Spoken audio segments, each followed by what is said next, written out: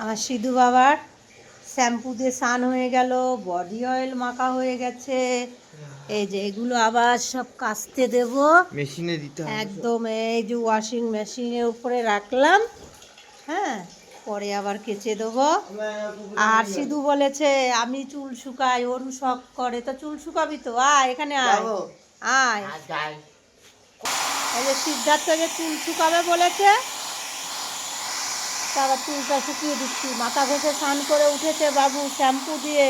হ্যাঁ হ্যাঁ মাথায় খুশকি বলে কি শ্যাম্পু দিস? হ্যাঁ হেডের শোল্ডার। Head and shoulder. হ্যাঁ তুই তো দিলে দাও।